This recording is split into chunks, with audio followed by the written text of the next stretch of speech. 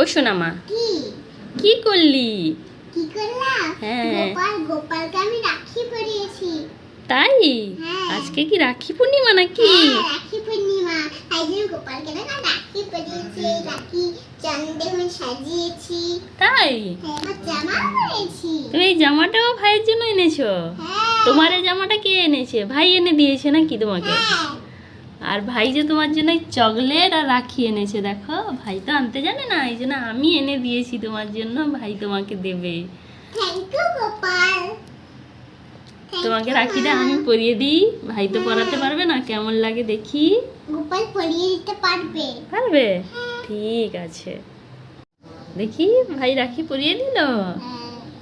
বাহ, দুইজন একসঙ্গে হাত রাখো দেখি কেমন লাগে। বাহ, দারুণ!